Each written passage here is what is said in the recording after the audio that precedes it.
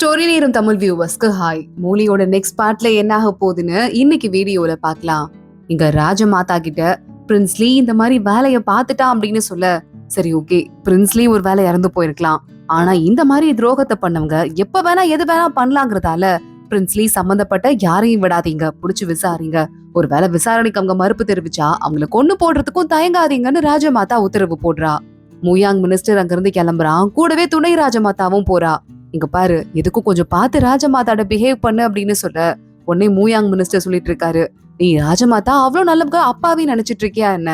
சும்மாவா, crown Prince அதாவது லீ இளவரசனோட அப்பா வீட்டுல நெருப்பு வந்துச்சு, அந்த நெருப்பை பத்த வச்சதே வேற யாரும் இல்ல, ராஜமாதா தான். ஆனா அதை மறைச்சு அவங்களுக்காக நான் அந்த கேஸ நடத்தி கொடுத்து அவங்கள ராஜமாதாவா இருக்கிறதுக்கு நான் தான் ஹெல்ப் பண்ணேன். சோ அதனால அவங்க ஏதோ புனிதர்கள் மாதிரியும் என்னதோ மட்டமாவும் பாக்குறத நீ நிறுத்து அப்படின்னு சொல்லிட்டு அங்கிருந்து மூயாங் மினிஸ்டர் கிளம்பிடுறாரு. ஒரு மாதிரி பதட்டத்தோடயே துணை ராஜமாதா அங்கிருந்து போயிடுறா. இங்க ஊருக்குள்ள வேகம் எடுக்க ஆரம்பிக்குது. எந்தெந்த இடத்துல எல்லாம் லீ பிரின்ஸ்க்கு வேண்டிய ஆளுங்க இருந்தாங்களோ, யார் யாரெல்லாம் அவங்க கிட்ட பழக்கம் வச்சுக்கிட்டாங்களோ அத்தனை பேரையும் புடிச்சிட்டு போறாங்க, விசாரிக்க ஆரம்பிக்கிறாங்க.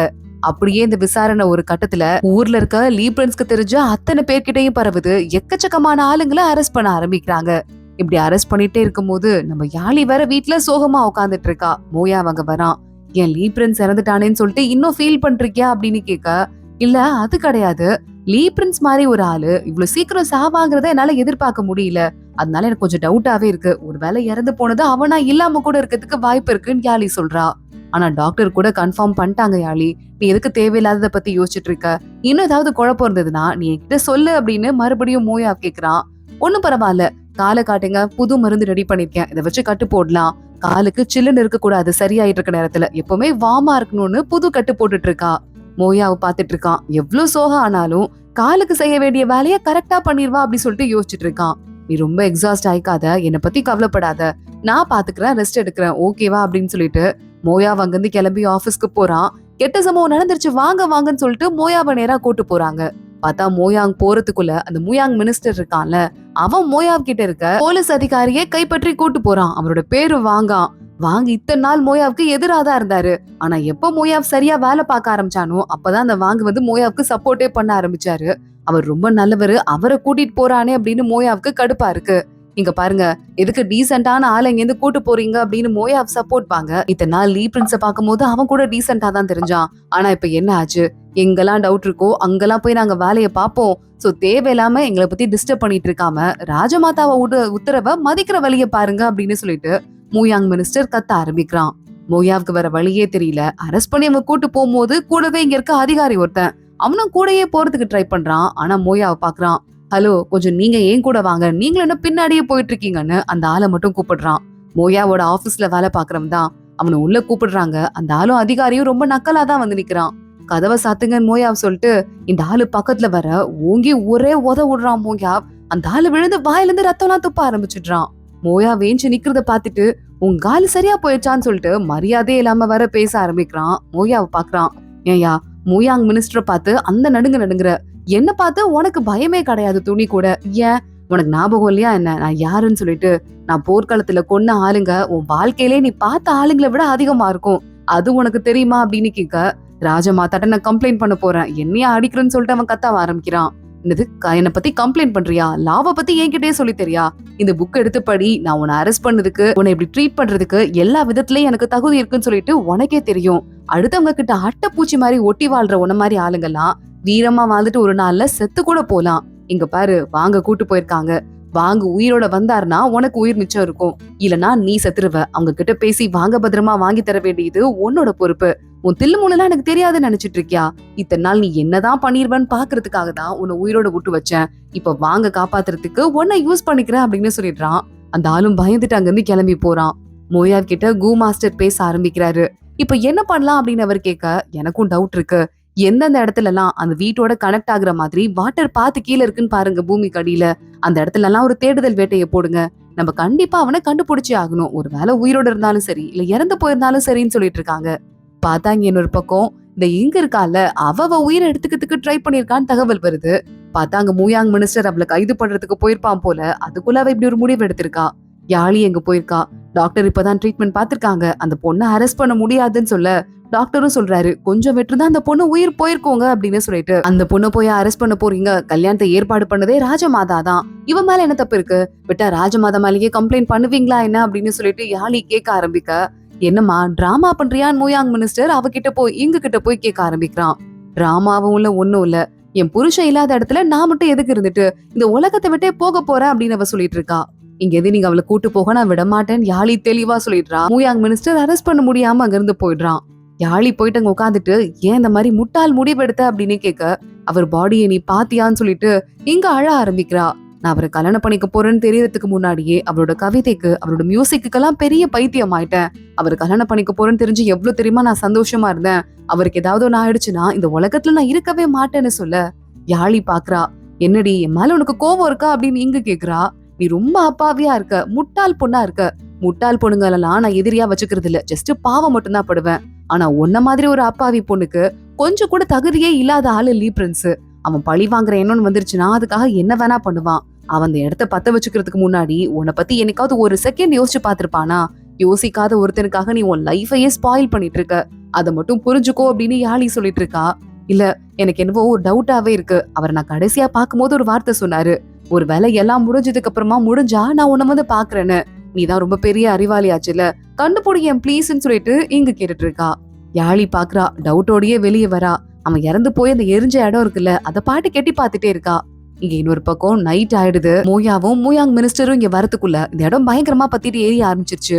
அதுக்குள்ள என்ன வேணா நடந்திருக்கலாம்லன்னு சொல்லிட்டு யோசிக்கிறா. யாழி வீட்டுக்கு வரதுக்குள்ள மோயா அங்க வந்துடுறான். என்னமாச்சு, உன் தங்கச்சிக்கு இன்னைக்கு ஹெல்ப் பண்ணுன்னு கேள்விப்பட்டேன், உங்க 2 பேருக்கும் அவ்வளவு ஒத்து வராதேன்னு கேட்க, என்னதானாலும் என் தங்கச்சி தானே, நான் காப்பாத்தி தானே ஆகணும் அப்படின்னு யாழி சொல்லிட்டு இருக்கா. அந்த வீட 2 பேரும் மறுபடியும் எரிஞ்ச இடத்த ஒரு தடவை பார்த்துட்டு அங்க இருந்து கிளம்புறாங்க. இங்க மூயாங் மினிஸ்டர் வீட்டுக்கு வரான். அவனோட பையன் இருக்கான். அப்பா இது பேர் என்ன சொல்லுங்கன்னு கேக்குறான். இது பேரு தான் தேங்காய், தெரியும் நான் கேள்விப்பட்டிருக்கேன் இதை பத்தி அவர் சொல்லிட்டு இருக்காரு. அப்பா அதுல இருக்க தண்ணி செம்ம ஸ்வீட்டா இருக்கும்பா, இது உங்களுக்காக கடல் பகுதியில இருந்து எடுத்துட்டு வரப்பட்டது, இதை குடிங்க அப்படின்னு ஸ்ட்ரா எல்லாம் போட்டு கொடுக்குறான். நல்லா இருக்குன்னு அவரும் சொல்றாரு. தலையில தேங்காய் கொப்பரையை கவுத்து வச்சுட்டு கியூட்டாலாம் டான்ஸ் ஆடிட்டு இருக்கான். இது எல்லாத்தையும் சின்ன வெளியே இருந்து ஒரு மாதிரி ஏக்கத்தோட பாத்துட்டான். அவன் பாக்குறத மூயாங் மினிஸ்டர் பாத்துடுறாரு. சின்ன தனியா ரூம்குள்ள போயிட்டு இப்ப அவனுக்குன்னு இருக்க ஒரே ஒரு இன்ட்ரெஸ்ட், அன்னைக்கு பார்த்த அந்த பொண்ணு சிங்களான்னு இருக்கால அவதானே, அந்த பொண்ணை பத்தி யோசிச்சுட்டு அவ கொடுத்த கர்ச்சிஃப கையில எடுத்து பாத்துட்டு இருக்கான். பார்த்தா மூயாங் மினிஸ்டர் கையில ஒரு தேங்காயோட இளநியோட உள்ள வந்துடுறாரு. இதை சாப்பிடுப்பா, என் பையன் கொண்டு வந்து கொடுத்தான், ரொம்ப ஸ்வீட்டா இருக்கு, எனக்கு இந்த அளவுக்கு ஸ்வீட்னஸ் எல்லாம் செட் ஆகாது, சாப்பிட்டு பாருன்னு சொல்ல, இல்ல சார் வேணான்னு தான் சின்ன சொல்றான். ஆனா விடாம மூயாங் மினிஸ்டர் அவனை உட்கார வச்சு குடின்னு சொல்லிட்டு பாத்தியா மேலெல்லாம் ஊத்திக்கிட்ட, ஸ்ட்ரா போட்டு குடிக்கணும்பா, பனையில பண்ணது இது அப்படின்னு சொல்லிட்டு ஸ்ட்ராவையும் எடுத்து கொடுக்குறாரு. இவங்க 2 பேரும் பேசிட்டு இருக்கத வெளியே இருந்து மூயாங் மினிஸ்டரோட பையன் பாக்குறான். அப்படியே எட்டி பாத்துட்டே இருக்கான். மூயாங் மினிஸ்டரும் மேலெல்லாம் ஊத்திக்கிட்ட பாருன்னு கர்ச்சிஃப் எடுத்து தொடச்செல்லாம் விட்டுட்டு இருக்காரு. ஒரே ஆச்சரியமா இருக்கு. இன்னொரு பக்கம் யாழி அங்க நேரா அவங்க மாஸ்டர் இருக்கார்ல, மேனேஜிங் மாஸ்டர், அவர்கிட்ட வந்துடுறா. எல்லா அந்த ஊரோட வாட்டர் பாத்த பத்தியும் தெரிஞ்சுக்கிறதுக்காக டாக்குமெண்ட் எல்லாம் கொண்டு வர சொல்றா. அதெல்லாம் எடுத்துட்டு படிக்க ஆரம்பிக்கிறா. ஏமா எடுத்து படிக்கிற, ஒருவேளை லீ பிரின்ஸ் உயிரோடய இருந்தா கூட நம்ம என்ன பண்ண முடியும், எதுக்கு அதை தெரிஞ்சுக்கிற அப்படின்னு கேக்குறாரு. அதெல்லாம் கண்டுக்காம யாழி பாட்டுக்க படிக்க ஆரம்பிக்கிறா. சின்ன வயசுலயே அந்த மலையில இருக்கும் போது எக்கச்சக்கமா அந்த வாட்டர் பாத்த பத்தி படிச்சிருக்கா. அதுல ரொம்ப ஒரு பெரிய புலியாவும் இருந்திருக்கா இவ. அதனால அவளுக்கு எந்த வாட்டர் பார்த்து எங்க போகுது, எப்படி போய் யார் வீட்டுல முடியுங்கிறது அந்த புக்கை பார்த்தே மேப்பை பார்த்தே அவளால கரெக்டா கண்டுபிடிக்க முடியுது. அதெல்லாம் யோசிச்சு பார்த்துட்டு யாழி அன்னைக்கு நைட்டு வெளியே போறா. வேலைக்கார பொண்ணோட கரெக்டா பின்னாடி யாரோ ஃபாலோ பண்ணிட்டே வராங்க. யாழி டக்குன்னு போய் ஒரு இடத்துல நின்னுட்டு யாருன்னு சொல்லிட்டு பாத்துட்டு இருக்கான். அந்த மிங்க இருக்கான்ல, அவன் தான் ஃபாலோ பண்ணிட்டே வரான். அதுக்குள்ள யாழி வேகமா போயிட்டு எதுக்குடா என்ன ஃபாலோ பண்ணிட்டே வரேன்னு கேட்க, 2 தடவை என் உயிரை காப்பாத்திருக்கீங்க, அந்த நன்றி கடனை மட்டும் நான் திருப்பி செலுத்தாம விட்டுட்டா என் உயிர் சத்தியமா எனக்கே இருக்கவே இருக்காது, அதுக்கும் இல்லாம அந்த அவமானத்தோட என்னால வாழவும் முடியாது, சோ ப்ளீஸ் நான் உங்க உயிரை காப்பாத்துறேன்னு சொல்ல தேவையில்லை, கிளம்புன்னு சொல்லிட்டு யாழி அங்க இருந்து போயிட்டு இருக்கா. இன்னொரு பக்கம் ஒரு வழியா நம்ம மோயா போராடி அந்த ஆபீசர் வாங்க இருக்காருல, அவர் நல்லா போட்டு அடிச்சு கொடுமைப்படுத்திருக்காங்க. ஆனா அப்பயும் உயிரோட கூட்டு வந்திருக்காங்க. ரொம்ப தேங்க்ஸ் சார் அப்படின்னு சொல்லிட்டு மோயா கையை பிடிச்சிட்டு, நான் அவ்வளவு சீக்கிரம் சாகலாம் மாட்டேன், பொழைச்சு வந்துருவேன்னு அவர் அங்க இருந்து வீட்டுக்கு போயிட்டு இருக்காரு. மோயாவை பாக்குறான். அடுத்து நம்ம என்ன பண்ண போறோம் அப்படின்னு கேட்க, சரி ஓகே மறுபடியும் விசாரணையை ஆரம்பிக்க வேண்டியதான் அப்படின்னு மோயா அங்க இருந்து கிளம்புறான். அன்னைக்கு யாழி வீட்டுல இருக்கும் போது மோயாவ் சார் ரொம்ப பிஸியா இருக்காரு, சோ அதனால இன்னைக்கு வீட்டுக்கு வர மாட்டாரு அப்படிங்கிற தகவல் அவளுக்கு வருது. சரி ஓகேன்னு யாழி முடிவு பண்ணிடுறா. பையன் மாதிரி கெட்ட போட்டுட்டு யாழி அங்க இருந்து நேரா லீ பிரின்ஸோட வீட்டுக்கு போக, பின்னாடியே மெங்கும் வரான். அவன் வரான்னு தெரிஞ்சு அவ்வளவு விட்டுடுறா. கயிறுலாம் வேணாம் மேடம், உங்களை நான் உள்ள கூட்டு போறேன்ட்டு பறந்து உள்ள போயிட்டு கதவை திறந்து யாழிய உள்ள விடுறான். நேரா உள்ள போயிட்டே இருக்க யாழி அவனோட ரூமுக்கு போயிடுறா, பிரின்ஸ் லீயோட ரூமுக்கு. நடுவுல ஒரு பெரிய தண்ணி தொட்டி மாதிரி இருக்கு. அத பார்த்ததும் யாழிக்கு ஒரு ஞாபகம் வருது. வேகமா மிங்க வெளிய அனுப்புறா, ஒரு வாளி நிறைய தண்ணி எடுத்துட்டு வான்னு. அவனும் போய் தண்ணி எடுத்துட்டு இப்ப என்ன பண்ணுன்னு கேட்க, இதுல கொஞ்சம் கொஞ்சமா ஒரே ஃப்ளோவா ஊத்து அப்படின்னு சொல்ல அதே மாதிரியே மிங்கு ஊத்துறான். அதுல தண்ணி ஊத்துனதுமே பக்கத்துல இருக்க ஒரு மெக்கானிசம் ஓபன் ஆகி தரையில ஒரு பெரிய பாத் மாதிரி ஒண்ணு ஓபன் ஆகுது. யாழி நேரா கையில விளக்கு எடுத்துட்டு உள்ள போக பின்னாடியே மிங்கும் போயிட்டு இருக்கான். இது என்ன இடம் அப்படின்னு யாழி கிட்ட அவன் கேக்குறான். இதுவா, இது வாட்டர் பாத்து. எங்கேயாவது எப்பயாவது கேபிட்டல் சிட்டிக்குள்ள பெரிய வெள்ளம் வந்துருச்சுன்னா அது வடியணுங்கிறதுக்காக முன்னாடியே கட்டப்பட்டது அப்படின்னு சொல்லிட்டு இது எல்லா முக்கியமான இடத்தையும் கனெக்ட் பண்ணும் அப்படின்னு மேப்பை வச்சு அப்படியே யோசிச்சு பாக்குறா. எனக்கு தெரிஞ்சு ஒரு வேளை பிரின்ஸ்லி தப்பிச்சிருந்தா கூட கண்டிப்பா வந்துட்டு கூட்டமா இருக்கிற இடத்துக்கு யாரும் போக மாட்டாங்க. தனியா பாதுகாப்பா இருக்கிற இடத்துக்கு தான் போயிருப்பான். சோ கண்டிப்பா இந்த பக்கமா நம்ம ஃபாலோ பண்ணி போலாம் அப்படின்னு சொல்லிட்டு எந்த இடத்துல கூட்டமே அதிகமா இருக்காதோ அந்த இடத்துக்கு யாழி அப்புறம் மிங்கு 2 பேரும் போய் எட்டி பாக்குறாங்க. சுரங்க பாதையில இருந்து மேல ஏறி அவ்வளவுதான் பார்த்து கொஞ்சம் ஏதோ ஒரு சத்தம் கேக்குற மாதிரி இருக்கு அப்படின்னு மிங்கு யாழி கிட்ட சொல்றான். பார்த்தா எக்கச்சக்கமான ஆளுங்க அட்டாக் பண்ண வந்துட்டு இருக்காங்க. யாழிய கூட்டு போயிட்டு மிங்கு ஒளிய வச்சுட்டு சண்டை போடலாம் அப்படின்னு பாக்குறான். ஆனா ஆளுங்க ரொம்ப நிறைய பேர் இருக்காங்க, அவனால தனியா சமாளிக்கவே முடியல. யாழி பாத்துட்டே இருக்கா. ஒரு கட்டத்துக்கு மேல அவளால பொறுத்துக்கவே முடியல. நேரா கிளம்பி மிங்கு ரொம்ப அடி வாங்கிடுறான். அவனால சண்டையே போட முடியாத மாதிரி கீழே விழுந்துடுறான். யாழி மின்னல் வேகத்துல கிளம்பி போறா, அப்படியே சண்டை போட்டுட்டே இருக்கா. ஆனா பாக்கும்போது வேற யாரோ சண்டை போடுற மாதிரி இருக்கு. யாரோ ஒரு பெரிய மாஸ்டர் ஒருத்தங்க. ஆனா அப்படியே படுத்துட்டு மிங்குதான் நடக்கிறதெல்லாம் உண்மைய பாத்துட்டே இருக்கான். இங்க ஒரு வழியா சண்டையும் முடியுது. எல்லாரையும் அடிச்சு போட்டுட்டு மிங்கையும் காப்பாத்திடுறா யாழி. அப்பயும் வேற யாரோ நிக்கிற மாதிரி இருக்கு. இன்னொரு பக்கம் நம்ம மோயா வேலை முடிஞ்சிருச்சு, வீட்டுக்கு கிளம்புறேன்னு சொல்ல, இந்த டைம்ல வீட்டுக்கு கிளம்ப போறீங்களா, இன்னும் கொஞ்ச நேரத்துல விடிஞ்சிருமேன்னு கோ மாஸ்டர் கேக்குறாரு. சரி சரி பரவாயில்ல, புது பொண்டாட்டி வீட்டுல வெயிட் பண்ணிருக்கால அப்படின்னு கோ மாஸ்டரும் சொல்லிட்டு இருக்காரு. மோயா அங்க இருந்து கிளம்புறான். யாழி அங்க இருந்து போறத அசிஸ்டன்ட் பாத்துட்டான். நம்ம மேடம் போற மாதிரியே இல்ல அப்படின்னு கேட்க மோயா ஃபாலோ பண்ணிட்டு போறான். ஆனா யாழி பாத்துட்டு வேகமா ஓட ஆரம்பிக்கிறா. சீக்கிரம் வீட்டுக்கு போ அப்படின்னு மோயாவ சொல்ல, அவன் வீட்டுக்கு வந்து எட்டி பாக்குறதுக்குள்ள யாழி ஆல்ரெடி அங்க வந்துட்டு இருக்க மாதிரி சும்மா தலை வாரிட்டே ஒரு ஆக்டிங்க போட்டுட்டு இருக்கா. இன்னொரு பக்கம் பார்த்தா நம்ம பாடி கார்டு கிட்ட மிங்க விட்டு போயிருக்காங்க. மிங்குக்கு எல்லா ட்ரீட்மெண்ட்டையும் பாடி கார்டு பாத்துட்டு இருக்கான். யாழி அன்னைக்கு நைட்டு மோயாவ பக்கத்துல தூங்குற மாதிரி சும்மா நடிக்கிறா. மோயாவுக்கு நிறைய டவுட் இருக்கு. அவனும் கண்ணை மூடி படுத்து தூங்குறதுக்கு ட்ரை பண்றான். அடுத்த நாள் அரசவை கூடுது. அதுல நிறைய பேர் அப்பாவிங்களை புடிச்சிட்டு போயிட்டு மூயாங் மினிஸ்டர் கொடுமைப்படுத்துறாரு. பிரின்ஸ் லீயோட சம்பந்தப்பட்டவங்கன்னு இவருக்கு யார் மேலெல்லாம் கோவம் இருக்கோ அவங்களெல்லாம் கொடுமைப்படுத்திட்டு இருக்காரு அப்படின்னு மோயாவ் சொல்லிட்டு இருக்க. இப்பெல்லாம் பண்ணாதீங்க, யார் மேல தப்பு இல்லையோ அவங்களெல்லாம் விடுங்கன்னு ராஜமாதா சொல்லிடுறாங்க. வேற ஏதாவது இருக்கா அப்படின்னு ராஜா கேட்க, மூயாங் மினிஸ்டர் அது மட்டும் இல்லாம ரொம்ப அநியாயமா இங்க அந்த பொண்ணு ராஜமாதா தான் ஏற்பாடு பண்ணி கல்யாணம் பண்ணி வச்சாங்க. அந்த பொண்ணை கூட அரெஸ்ட் பண்றேன் அப்படின்னு சொல்லிட்டு கொடுமைப்படுத்துறாரு. என் ஒய்ஃப் தான் போய் காப்பாத்துனாங்க அப்படின்னு சொல்ல, அந்த பொண்ணு ரெஸ்ட் எடுக்கட்டும் அப்படின்னு ராஜமாதா மறுபடியும் சொல்லிடுறாங்க. அதுக்கப்புறம் இந்த கேஸ பத்தி நான் விசாரிக்கிறேன்னு மோயாவ் சொல்ல வரதுக்குள்ள இந்த கேஸ் இப்ப கம்ப்ளீட்டா மூயாங் மினிஸ்டர் டிபார்ட்மெண்ட்க்கு போயிருச்சு, இது அப்படியே விட்டுருங்கன்னு ராஜா சொல்றாரு. இதை கேட்டுட்டு பயங்கரமா மோயாவுக்கு கோவம் வந்துட்டு இருக்கு. மோயா வெளியே வரான். மூயாங் மினிஸ்டர் அங்க வராரு. என்னப்பா ரொம்பதான், உனக்கெல்லாம் வந்துட்டு அந்த அளவுக்கு அரசவையில அனுபவமே பத்தாது. ராஜா முன்னாடி ராஜா தான் அந்த பொறுப்பை கொடுத்திருப்பாரு, இப்ப வேணான்னு சொல்லிருப்பாரு. அதை பார்க்கும்போது உனக்கே கோவமா வருமே. என்ன பண்றது, உன் அண்ணன் எப்படி இறந்து போனாங்கிறத உன்னால மறக்க முடியல போல. நீயும் ஒரு 6 மாசம் ஜெயில இருந்த, அதையும் உன்னால மறக்க முடியல போல நக்கலா பேசிட்டு அங்க இருந்து கிளம்பி போயிடுறாரு. இங்க யாழி போயிட்டு பாடி கார்டை பாத்துட்டு இருக்கா. எப்படி அவன் உடம்பு ஓகே தானேன்னு. பரவாயில்ல ஓகே தான், நீ எப்படி எங்க இருந்து தப்பிச்சேன்னு கேட்க, ஷூ மாஸ்டர் திடீர்னு வந்துட்டாரு, அவர் தான் என்ன காப்பாத்தினாரு அப்படின்னு யாழி சொல்லிட்டு இருக்கா. எவ்வளவோ தேடியும் அவரை கண்டுபிடிக்கவே முடியல. நீ மட்டும்தான் அப்படி சொல்லிட்டே இருக்கன்னு சொல்ல, தெரியல அவர் தான் வந்து என்ன காப்பாத்தினாருன்னு யாழி சொல்றா. ஆனா இப்ப பாடி கார்டுக்கு பயங்கரமா டவுட் அதிகமாயிட்டே இருக்கு.